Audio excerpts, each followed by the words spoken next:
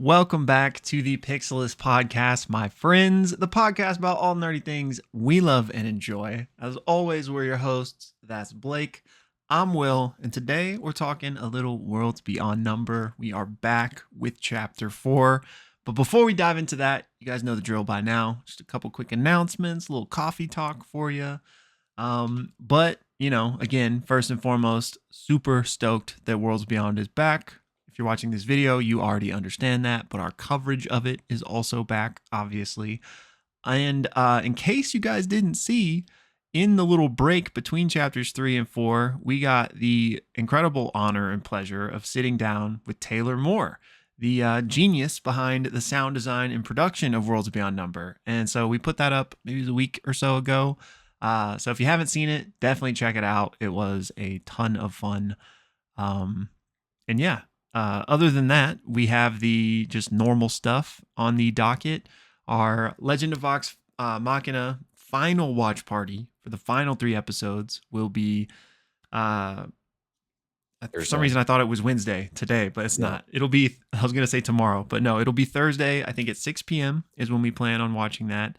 Then we'll have our Critical Role normal watch party for the D&D live show. And then our Friday live stream. And then anything else out of the ordinary. That's it for now, I think. All right. It for now. But yeah, again, was super awesome to talk to Taylor. So for my Worlds Beyond folks out there, definitely check it out. And yeah, I mean, I think that's all I've got as far as small talk today, unless you got anything. I ran out of coffee, so not much coffee to talk about. And I got a tiny bit of coffee talk is Ashley got her mom's Nespresso machine.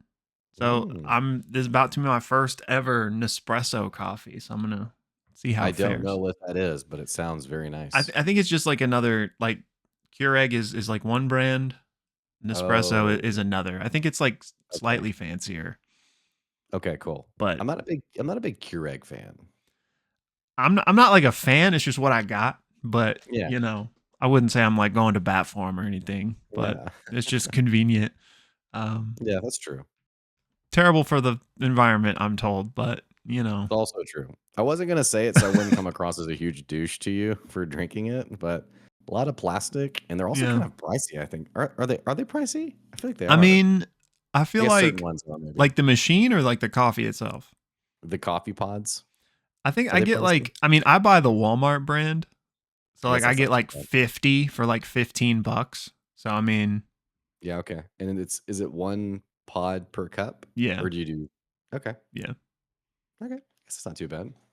No, I mean I'm sure it'd be cheaper like if I got like went the old fashioned way, but it's definitely cheaper than like Starbucks, Or I definitely use way more grounds the classic way. Like I'm like 1 scoop, 2 scoop. Let's go ahead and do a 3rd scoop. Why not? Do you have that little thing where you like, I don't even know what it's called, but it's just got like it looks like fork prongs that you like stuff in there to, I don't know if it's like to aerate it or what. They're going to say, no, I don't. That's more for like if you're making a, like an espresso or what have you, but no. I thought you were going to ask, did you have like the little paper thing? And I was like, coffee filter? Or millennials. You don't need that. Yeah.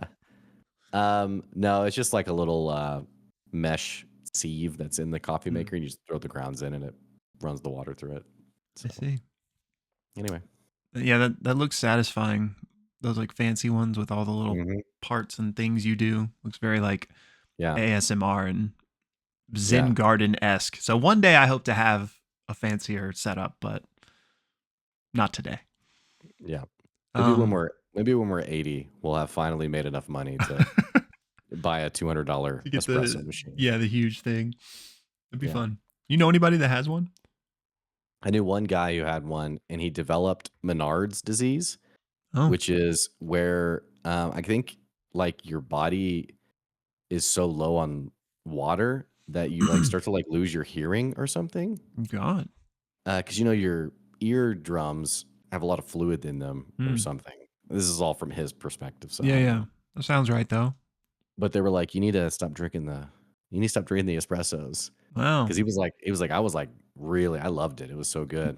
So we actually ended up he stopped drinking it Oh and it went wow. away. Yeah, because So I guess caffeine I don't kind of know. like dehydrates you. Yeah, I don't know if it like fully went away, but I think he just like had to like Mm, treat himself. But well, it's my only random weird story about it. You know anyone who had one? Actually. story Yeah. took a turn, but you know what? Yeah, I It wonder. reminds me those like serious turns like that. I won't get into it, but there's this random detail of making small talk with the guy at a party, and I was like, "Yeah, you gonna watch the game today?" And he's like, "I find football a huge waste of my life, and I don't do it." And I was like, "Okay, well, Cool, cool. go over here." Which I See don't you have to really later. watch it anymore either, but Yeah. it was just kind of a funny, very, very You, serious yeah, response. took a hard, immediate stance. Yeah. That's hilarious.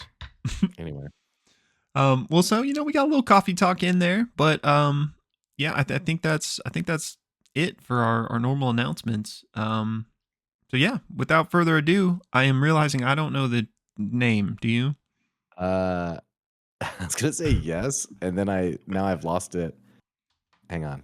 I can pull it up real Yes, quick. I think on my different phone. different days is what it's Mm. called. Oh yeah, that's right. In reference to what Suvi said. Aabria, not Suvi. I did not catch that, but yes, it does make sense. It will. Oh, well, I guess I guess I'm doing the first Yeah, half. yeah, So yeah. okay. You kind of just pause like so. uh, Well, without further ado, let's jump into our recap of this episode 35 of chapter 4 of The Wizard, the Witch, and the Wild One. And after our little bit of a break, we open up this episode on the Meridian skyship that Suvi is helming. They're patrolling the Shroud Mountains, and Suvi is essentially waking up from I think Brennan called it like essentially like a medical coma. She needed extreme rest. She is healed from her points of exhaustion. She's been unable to get a hold of Silver or Silence.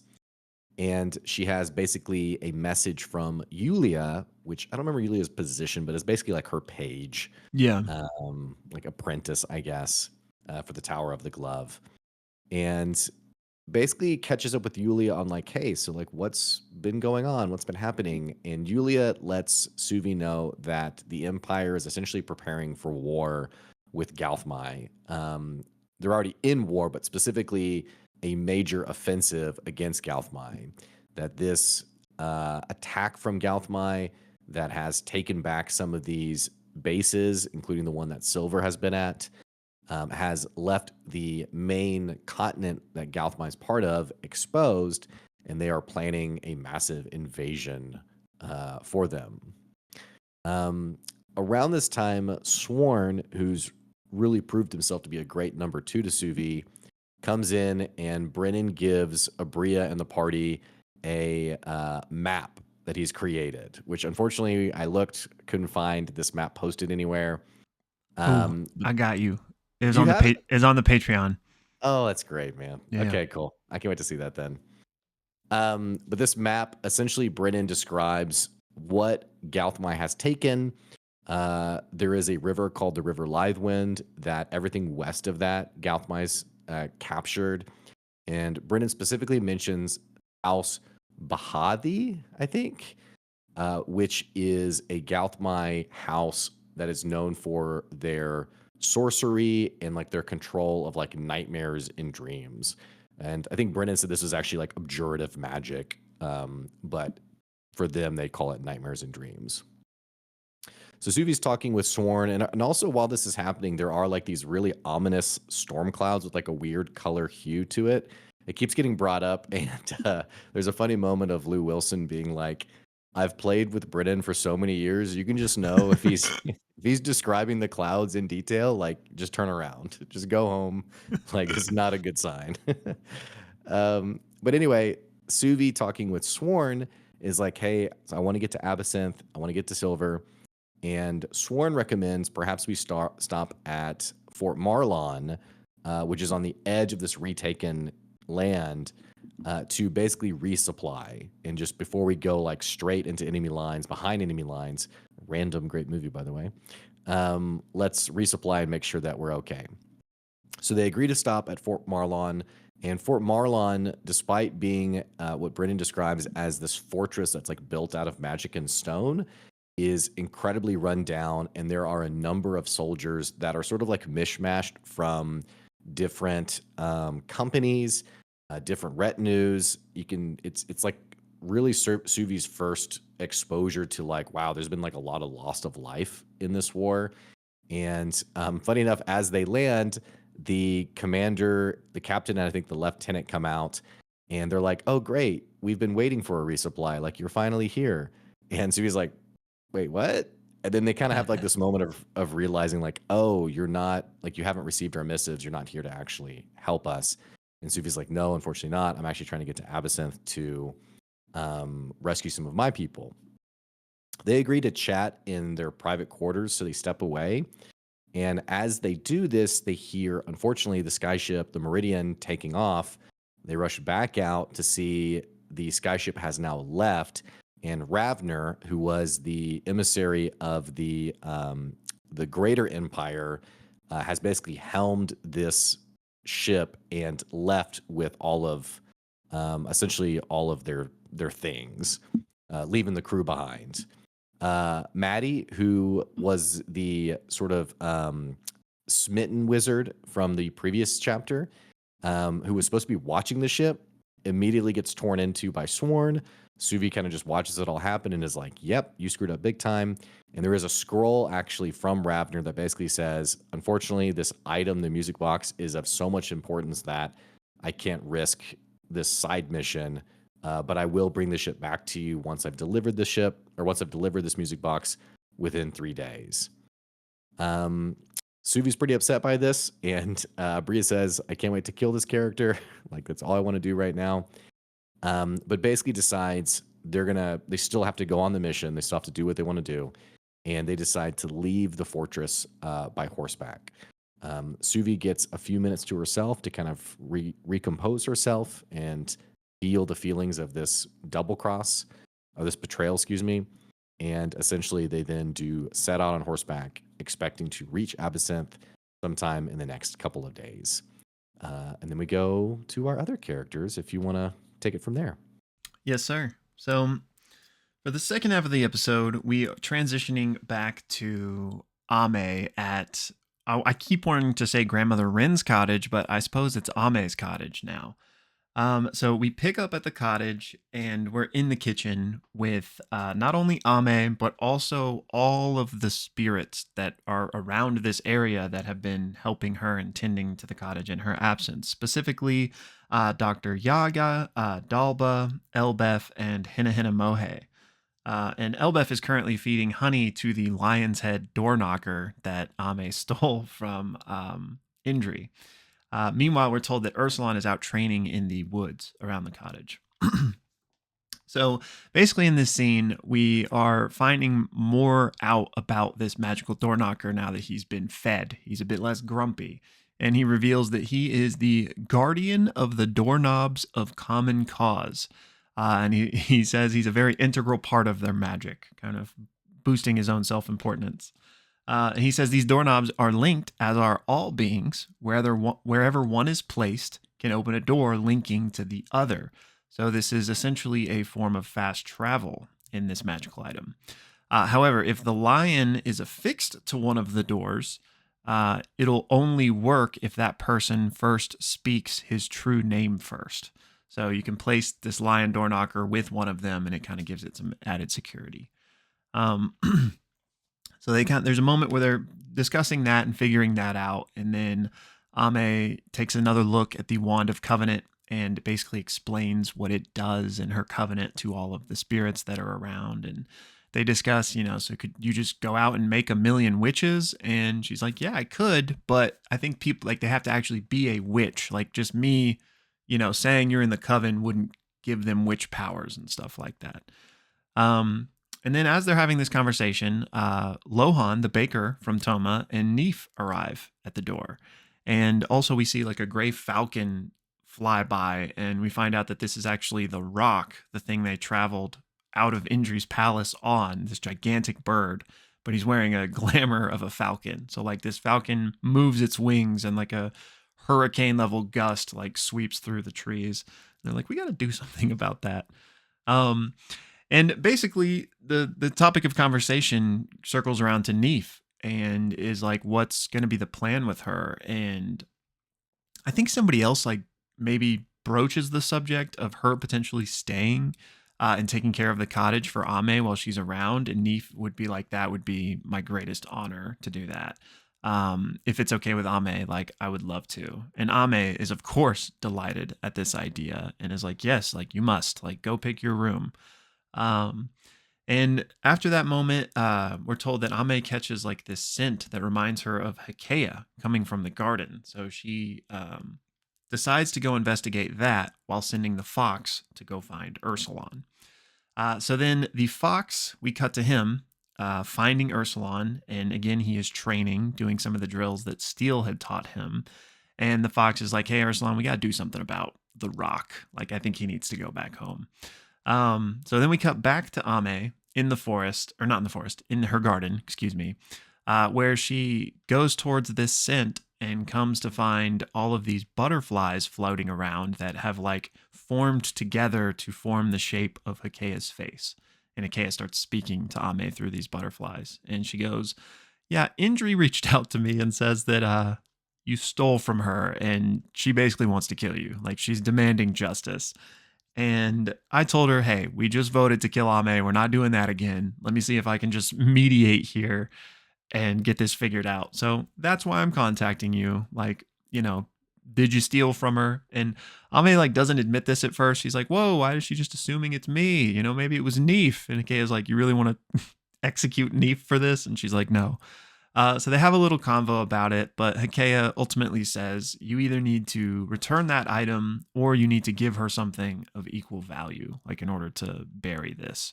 And make sure you do that before the new moon. Like that's how long you have to make this right.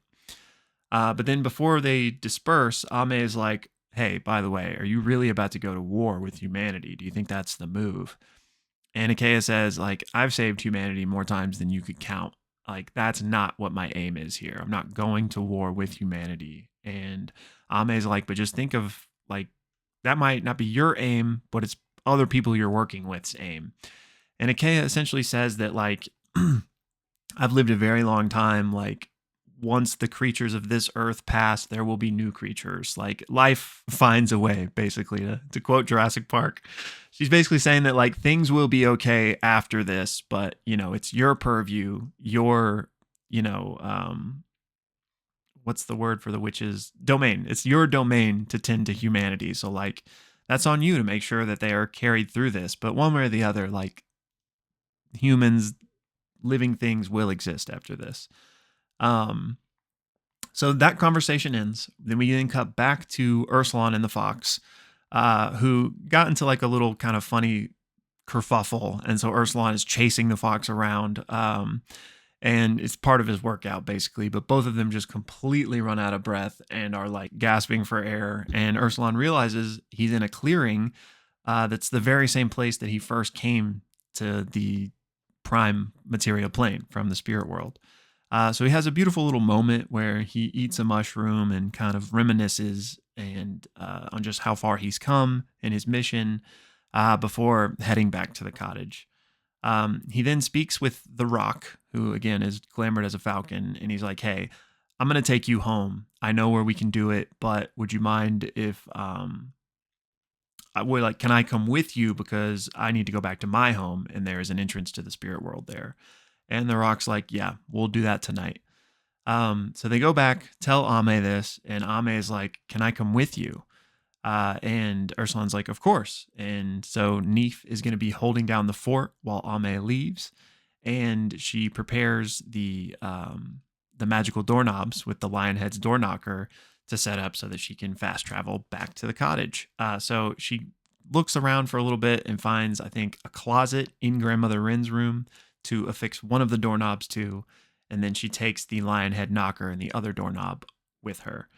So we then get Ursulon, the fox, and Ame all packing up their things, getting on top of this rock, and heading off towards Kalaya's, Ursulon's sister's house. We then cut back to Suvi, who is traveling through the night on horseback as fast as she can, and they arrive at a location that seems to be where a previous battle was held, because there are dug trenches and kind of smoke and fallen banners. And as they're looking at this, we hear this like menacing growl type noise from somewhere, and Brennan says, "Roll initiative," and that's where the episode ends. Again, episode 35, Different Days. And if you are just listening to our recap and you want to hear our full thoughts, be sure to check the description below. There will be a link to our main episode. But yeah, man, Good to be we're back. We're back. Oh yeah, we're so back. We're back. Good stuff, man. But okay, now that we've done the episode, Different Days, if you'll recall. So Suvi was having a bad day.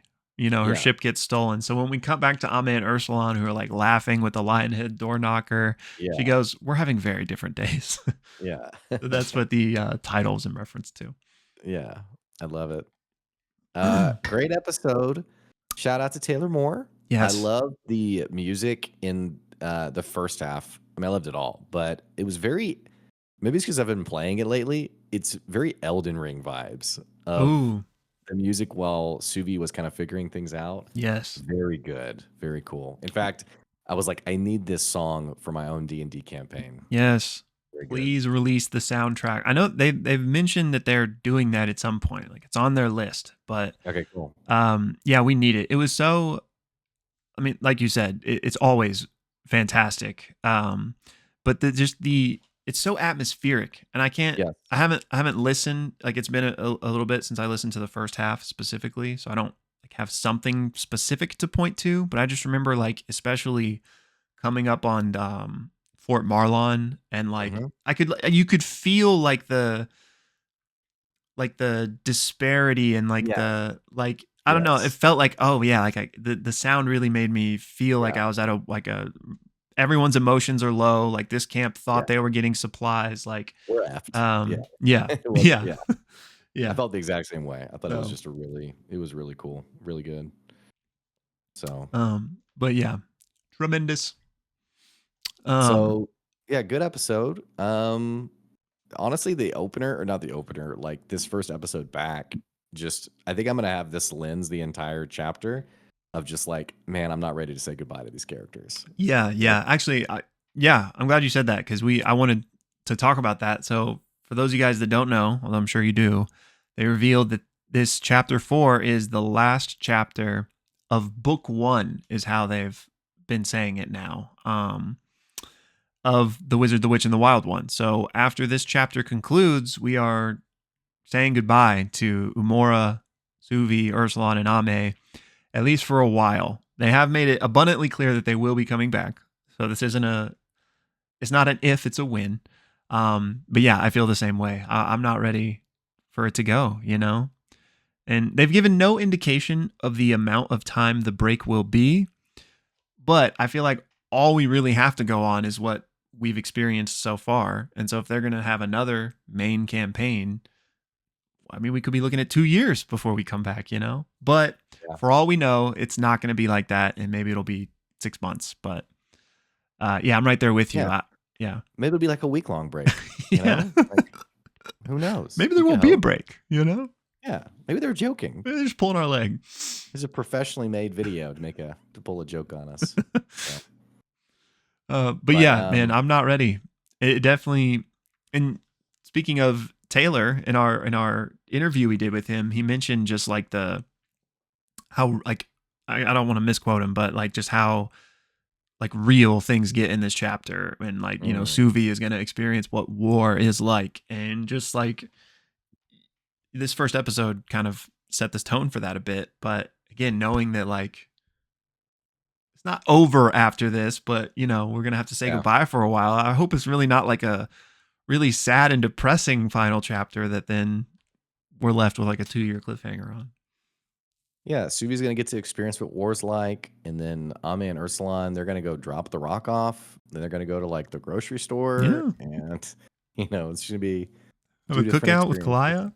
Yeah. It's So gonna be great. anyway, um, where do you want to start with this episode? Um, it's a good There question. there are some kind of like it is kind of like a neat and tidy Yeah. half and half in I terms guess we of could just go in the same order. Do Suvi yeah, stuff okay. first, which kind of on a meta level. Again, we're one episode deep. I don't want to jump to any conclusions, but something we talked about at the end of chapter 3 was the party's split, but this is a D&D campaign. Will they find a way to come back together rather quickly? And I'm now thinking that they might not. Like, especially the way like we're calling it chapters, they're calling this book 1.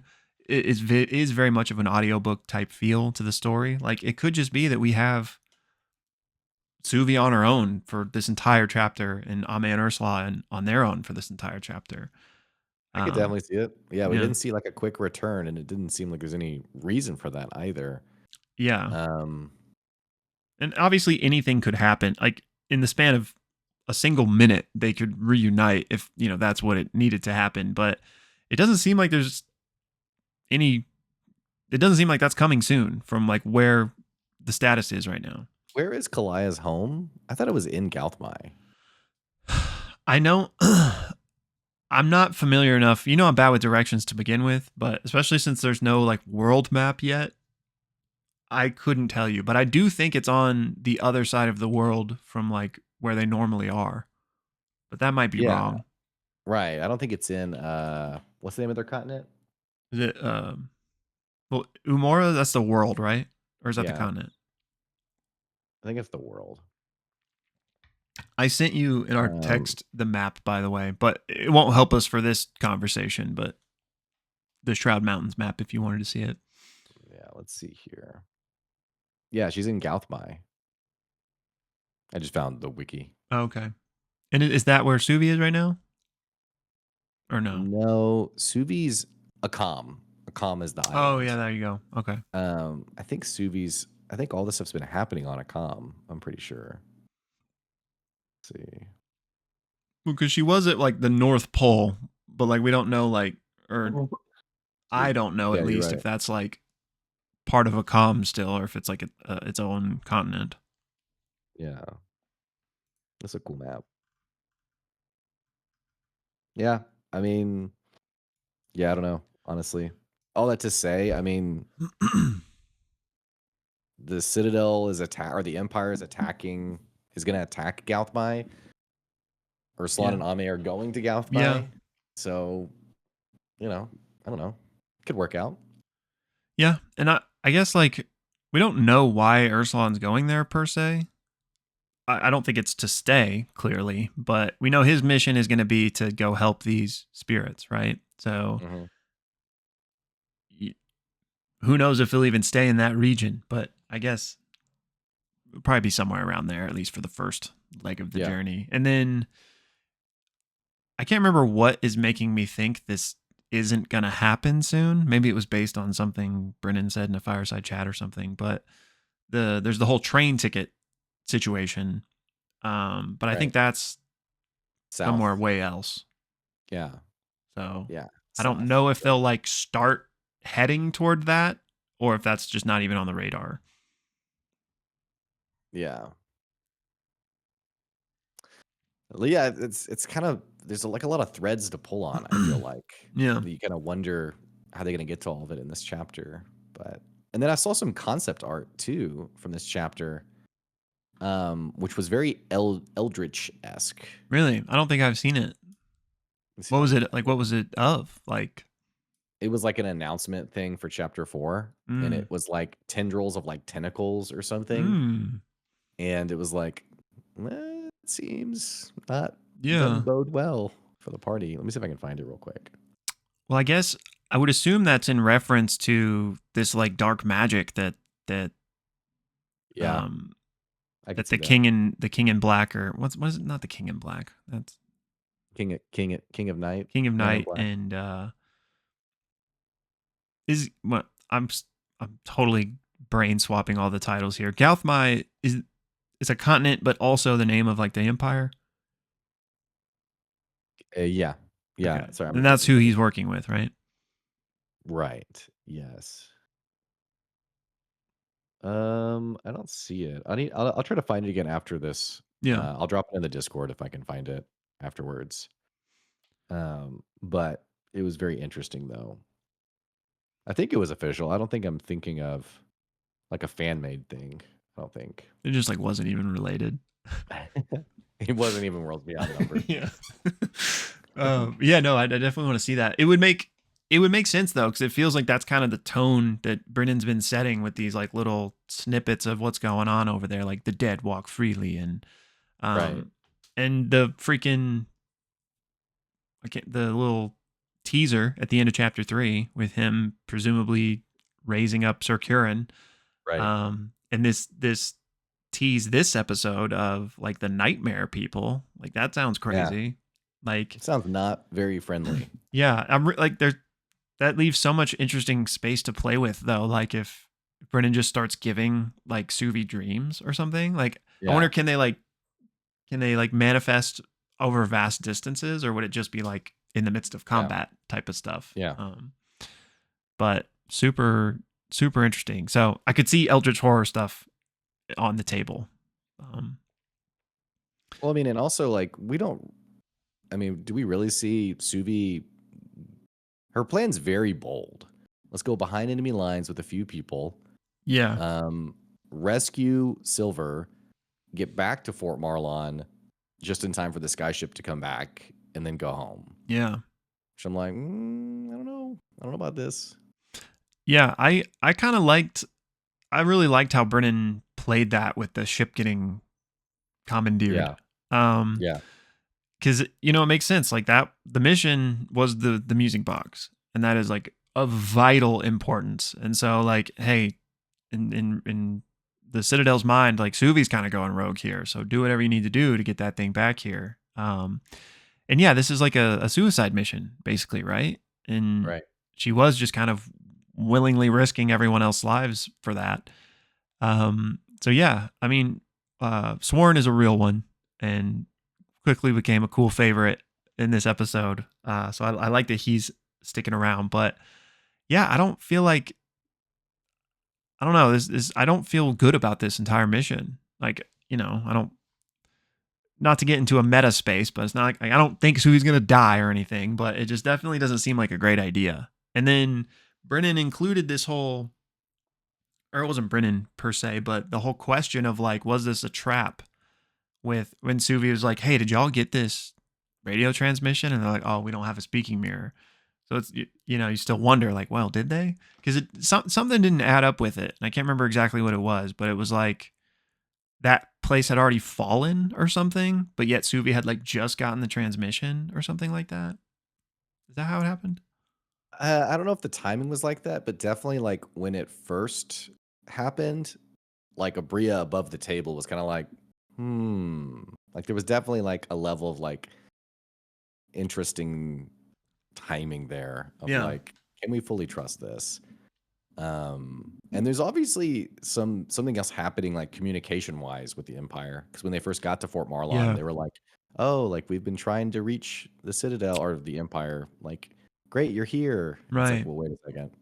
Yeah, it was very much reminding me of Critical Role in the Solstice, how it's interfering with things, because they were talking about those clouds that they weren't sure if it was like an attack or they're just like the after effects of the battle that happen to be interfering with the signals. I just love that bit with Lou too, of Lou just shaking his head. That was hilarious. Turn around. Yeah, it's so true though, like, cause if you're getting into the weeds on describing something like that, you're probably about to like use it. But yeah, I also wonder, like, if it was a trap, what's the aim here? Like, was it a trap to the extent that it's not even Silver? Like, and it's just somebody using that because they know that would work on Suvi? Or is it a trap insofar as like Silver is working against Suvi? You know what I mean? I don't think Silver's working against Suvi, I was thinking like, why would they want to get Suvi here? And like, she's the Archmage Apprentice, so she's a figure of big importance, of big importance, of big import. But also like, remember the storyline of Yegorin and all that stuff. Like, could Yegorin be trying to get her here for some Remind me who reason? that is. Yegorin is the friend of her parents who was blamed Oh, Yorin, by right? Yorin. Yeah, Okay, yeah. Yorin. That's right. Sorry, but the name. Yeah, you're right. It is Yorin, but it's spelled Yeah, it's almost crazy like spelled. Yegorin. Yeah, Yeah. that's right. Yorin. By the way, someone commented on one of our videos saying, "Why do y'all keep saying Adahan's name that way?" And so now on Critical I'm Role? on Critical Role. So I'm like, well, I'm like, wait a second, am I saying the name right? I But always that's what. get, I don't know. Yeah, I think I swap between Ada and Odo, like Odahan or Adahan. Well, it just happened with Yorin, so we can't say names right. But point being, Yorin, maybe Yorin's trying to get her here for some reason. Yeah, because I'm still not. I'm not fully on the Yorin did it. He's the baddie theory. No, I mean, you get us started, and we're gonna tell you how evil. What's her name is Steel. Yeah. I mean, he would be the perfect person to frame. Yeah. So I mean, we don't know either way, and I'm not fully on board either way, but I definitely, Yeah. I'm not. I need to see more before I'm gonna just assume that he is bad, and that's what happened. Meanwhile, he's revealed as the baddie, and Brennan's like, I had his scent on the curse. I had the main character point to him as the villain. Like, we can't trust it. No. Nope. So, but yeah, so okay, and I wonder, like, yeah, I guess if it was a trap, it might just be because of Suvi's high value being the Archmage Apprentice. Because I mean, it wouldn't seem as if it would be related to the music box, just because I don't know if the other forces would have known that she would even have that. Right. But then it makes me wonder, well, is Suvi valuable enough on her own to like be trying to trap like that? And I guess, yeah, I mean, the apprentice to the most important mage, I guess. Is Steel or what? I'll say, is Steel in this area? Like, are they actively fighting, or was it implied that like some of the forces have pulled back, like letting these places be taken so that they can attack Gauthmai directly? Yeah, I don't know. Like, she's the sword of the Citadel, so she's like a big deal. But like, does that mean like, is she like on the front lines ever, or is she like moving the chess pieces? I don't think she's here, but like, we haven't been told she's here, is what I mean. But yeah, I guess she could be. Yeah. Point being, I mean, once again, we have Suvi doing against what the Citadel's, well, Ravner, I guess, as an extension. Yeah. Going against what she's been told to do, and is kind of like out on her own and in a very precarious situation. Like, yeah, literally behind enemy lines. Yeah. And that is a good movie, by the way, like you mentioned earlier.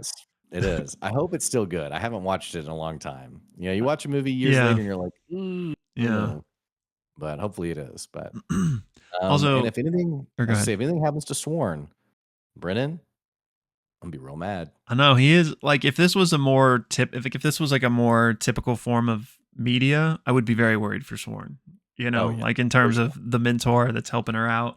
Oh yeah. Which that's not to say it couldn't happen here, but also speaking of names, I think it's Rasper. Are you saying Radner? Oh, I'm saying Ravner. That's right. It is Ravner. Yeah. I'm saying Ravner because my Diablo 4 character's name is Ravner. Oh. So it's in my head. Just clearly. Self-inserting. Yeah.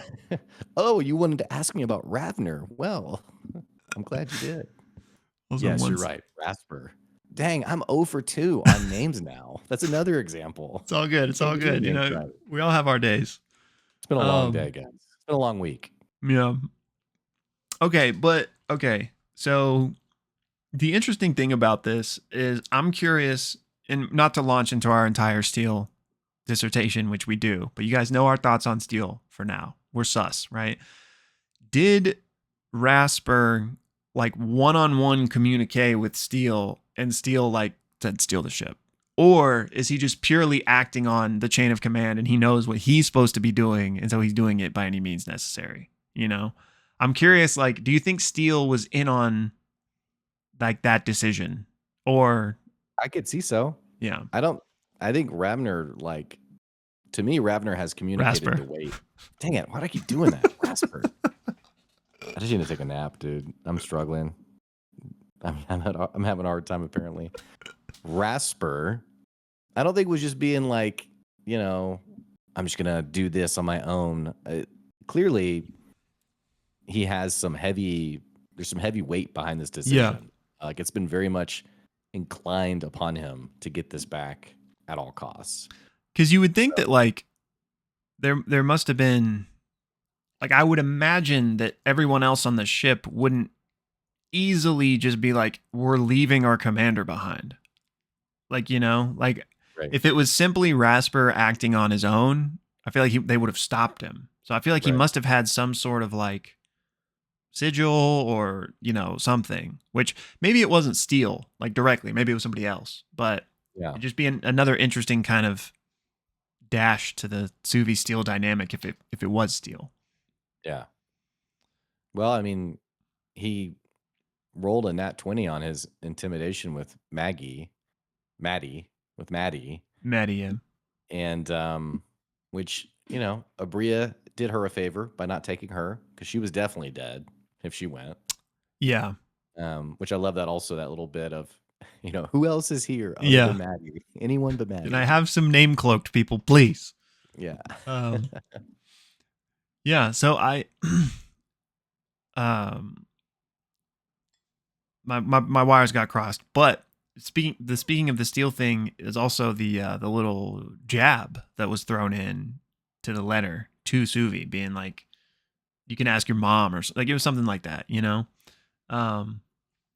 which I wonder, like, I don't know, I would just assume Steel's probably not happy with Suvi right now, regardless of whether she's going to be pissed at Rasper for leaving her, that because she knows how important the music box thing is. But I don't know. There's just a lot to like unpack here, and especially considering if this is a trap, which I don't think. I don't know.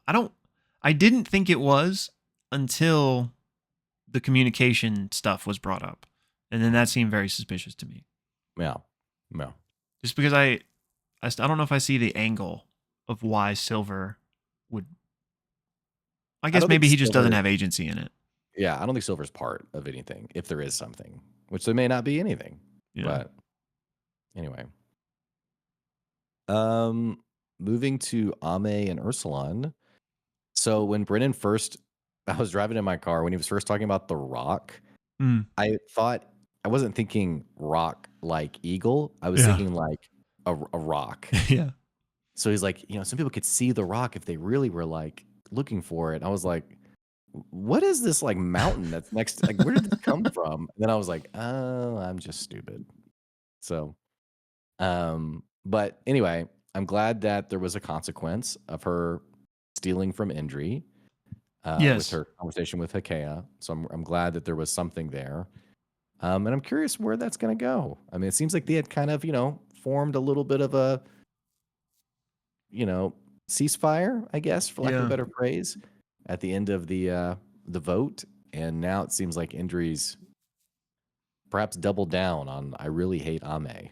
And I'm kind of curious for like and I'm sure it's not, I'm sure there's more going on, but I'm curious for the exact, like, what's the word? Motivation behind it, because, at the end of chapter 3, when they're leaving, there's a moment where like Indri screams because somebody has stolen from her, but we're told that the context of that is actually in reference to what Suvi did in the star room and not the items. So I'm curious if like this is just the excuse Indri is using, like to Hakea, like saying, hey, Ame stole the wand and this thing. But really, that's not what she's mad about still. Yeah. Or is she actually mad about that? I think it's probably both. Yeah. I think it's like I need to get back to Ame because that's the next person. It's one person away from Suvi. Yeah. But separately, I mean, Indri had a bad day. She True. lost the vote, lost some respect. Found out she had been, the library had been broken into, and then she also lost Neef and her knockers, which she didn't care about the knockers, but Yeah. Yeah, I you guess know, maybe, if anything, maybe it is more the wand. yeah, Even though Hakea was like, that's all of ours. She didn't steal that from you because, her whole plan has been to get it down to numero uno, right? So now maybe right, she's thinking like Ame's going to undo decades of progress here. yeah, Um, but yeah, I'm curious, like, Hakea said, give her the gift back or something equal before the next moon to squash this. I don't think that, like, I think maybe like by the magical rules of witches that will like squash it, but it's not going to actually squash it, right. you know? But There's I no am still way curious what she'll do. she's not giving the knockers back. Like, let's be real. Yeah, I don't think so. So This I is wonder weird. what she'll give. We love the lion. The lion's too cool to give Yes. the lion back. So Yes, I love that character. yeah, I, and I I love how hope he learns a Brennan. knock knock joke. I, I loved also like the meta of like placing the knockers and like, well, wait, if you put it in a closet, and he was like, well, just don't put it in a place you would want to use Yeah. because that would make it difficult to use. Yeah, yeah. That whole bit was great. Yeah, and you basically gotta get rid of a room, Yeah, you true. know? Yeah, it was like fun to think about. And also, uh in the fireside chat, it was revealed that all of those items of injuries in the tower solved the same problem. That problem being like fast travel of some sort. Because Ame, as a witch, and as we've learned in like the lore of this place, like witches have their like sanctums and they kind of operate out of them, and they can't just be adventuring for all the time. They need to be able to like have that with them. So each of those items represented like a different way to do that. And the doors, as we know, are like a portal essentially. But I wrote down a few of the other ones. One, like the horn, was going to be teleportation via fireplace. So like you could take this horn and then travel, kind of like Harry Potter, I guess, into a fireplace to come back.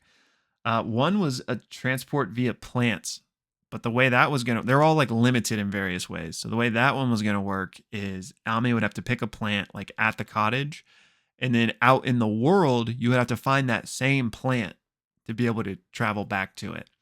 So Ame would either have to like go plant these seeds at various places in the world or just go to where they already existed. The origami one was like going to like fold out into a boat, and I don't know if I fully understood what this one meant, but I think it meant that like the cottage would come with her. Like the cottage Hmm, would exist now on this origami thing. interesting. Um Another one, what the bottle was similar. It would shrink the cottage down and put it in the bottle. Like, so instead of a ship in a bottle, it'd be the cottage in the bottle. And so it would just always be with her. So she wouldn't be able to like fast travel back to Toma, but she would just, have it with her. And another one was the talons and the wings. And that would have made the cottage like be able to fly, basically. And so that would have been another one where it actually traveled with her. That'd be pretty Um, cool. yeah, so I thought these were pretty cool designs. Did you get I didn't get this detail. I'm surprised neither of us figured this out, but you might have gotten it. I didn't. Ame mentioned when asking about Toph, mentioned the detail that she suspected Toph was the missing gem from the horn, Oh yeah, which I makes didn't. total sense, but I didn't Yeah, get that at the time. I didn't either. But yeah, I forgot that she said that. So yeah, that was, which I don't remember which I don't remember which of the witches that horn represented, but if he is from that one, that would definitely be a little interesting lore. Yeah. Um, but yeah, I thought those are all really cool ways, and I think Ame got one of the better ones it because she'll still be able to have access to Toma and to be able to help those people, as opposed Right. to like one of the ones where she brings the cottage with her. Yeah. Um, And it's also cool, like the versatility it will have, because like she'll just probably always leave the one in her house, but then she can constantly move the other doorknob wherever she's going. Yeah. So yeah, I thought that was a really creative way to facilitate fast travel, basically. And assuming it's on the same plane, like you can't, I don't know how the spirit world works, but can Yeah, you it's put the interesting. I don't door know. knocker on the other side or? Yeah, like what if she went to the spirit world? Yeah. So, I mean, if there was a door, I mean, yeah. who knows? I guess he could put a limitation on it if he wanted to. Well, they don't do beds there, so maybe they don't do doors. True. That's true. Yeah, Brennan said you could also feasibly trap somebody with it, but that might be kind of hard to set up with, like, I guess you'd remove the doorknob afterwards or something. Yeah. It reminds me of is it The Matrix where they did that? There's some movie where like they would go through a door and then like when you Yeah. open the door again, it would just be the normal door. Was it The Matrix? I think it was the Matrix, yeah. Yeah. I think so, yeah. But that's the vibe I got. And then real quick backtrack, sorry. Just because I remembered I mentioned this, I think it was in our live stream. Or else I don't even know when it would have been. But there was just a moment that I really enjoyed between player and DM. And it was the moment with Suvi and Sworn, where I think it was initiated by Aabria, where she just mentions that like she's really trying to clock how he's handling this situation, like the to-do list of like, do we check the supplies, we do this, we do that, we do this, just because of his experience. So she was like saying that, you know how she has her little like memory trick of like tapping her fingers or whatever. She just made some RP moment of like really trying to absorb from him. And I love that, like, on a meta D&D level, like that's just like a little moment that was entirely created by the player, but then Brennan like jumps on it and kills it. And I'm completely paraphrasing here, but we then get this like insight into Sworn, where, you know, he could have been like looked down upon Suvi, like he's much more experienced, much older, and yet he's having to, you know, be second in command to this young girl who is green. But instead of like that being how he views it, you know, Brennan of course says it in the most poetic way possible, but like he's just excited and proud to be on page one of her journey, like, and be a part of her story in that way. And I love that moment. So I wanted to just, you know, call attention to the little fun D&D moments that, you know, I would love to learn from in my own experience. But yeah, sorry, I just saw my notes of that. Yeah, Brennan guy's pretty good. Yeah. At D&D. Yeah. So believe it or not. Aabria. True. Bear saying. What else? I'm looking at I got everything on my notes, but I was also driving, so I'll do my notes after the fact. I'm looking at my notes as well. This is another Brennan moment that I wanted to call attention to. Which I believe this is in reference to the moment of Ursulon in the clearing where he first came into the world or whatever. And it just, again, just the poignant moment of like, of a place just looking like a place you're super familiar with that just is different because you're different now. And the way, you know, Brennan put it was, I just lost my spot. How much legend can accrue on a person before they look at something that was like a dream in just the light of another day, you know? And it's like, because of everything Ursulon's been through, this mystical place in his personal lore is now just a clearing with a couple of mushrooms. I just thought that was dope. Like that. Yeah, I hear stuff like that, and I'm like, dude, how do you come up with this, man? Yeah, like, I feel like when I'm DMing, I'm like, it's just it's just so much grass, just green, just, you know. There's a river too. I got it. Yeah, you can hear it. So anyway, but yeah, speaking of Ursulon, it seems like Ame for now, she obviously has her injury drama and she's clearly got stuff going on, don't get me wrong, but it feels like Ursulon's kind of taken point for maybe this leg of the narrative. We know he's going to see his sister, and then presumably the spirit mission. But segueing off of that moment I just referred to in the clearing, it does feel like he's like a man possessed now. Like was wandering not only in this story from the start, but for the past 15, 20 years of his life, just bouncing around, working at the circus, not really alienated from the spirit world, but doesn't really have a place here. I love that he's like focused and, he was training in the woods because like he has purpose now. So I'm just excited to see what this arc like does for his character and where he's going to like actually go from here. Like, I don't want this to happen, but like, will this continue to build for him and find more purpose in his honor and his quest, like Sir Kieran, or will there be like pitfalls along the way where like this isn't necessarily the easy answer he hoped it would be? Yeah. But yeah. Well, they got to fit it in chapter 4. Otherwise, we're going to True. a while. True. I mean, now that we know for sure that like this is the end of book 1 and stuff, I am very curious like where we're going to head things off. Like I do think if we can like equate it to like the Lord of the Rings or other like, fantasy epics like that, they all typically have like their own contained ending. It's just like the grand narrative is not done. So I really do wonder where they're going to cut this off. Like, will we get, I don't know, like, will this final thing focus on a specific mission that Urslan is trying to save a spirit? Will it focus on Suvi saving Silver? Will they come back together? I'm just nervous about the cliffhanger that they might have to make me wait years to find out. So the previous chapter was 11 episodes. So I wonder if that was the shortest one. Well, no, the Citadel one might not have been that long. And that was back to episode 24. So the first chapter I think was 15, right? Okay.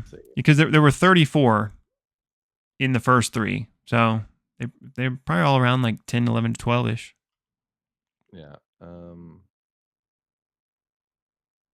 Yeah, the first arc was 14 episodes. So the second one would have been 10. Okay. So, yeah, 10 to 15 episodes. So we'll see what happens. Yeah. All right, friends. Let us know what you guys think about the episode. And then also don't forget, we have a Discord. If you're watching just, maybe you haven't checked out our Discord before, we're watching just the YouTube video. We do have a Discord where we talk about Worlds Beyond Number. So we welcome you into that Discord and chat with us about the show, or just leave a comment and let us know what you thought. Yes. And like I mentioned, check out our Taylor Moore interview if you haven't already. It's a blast. And then we got Vox Machina in a couple days and Critical Role in a couple days. So come hang out. But yeah, that's all we got, y'all. Bye, guys.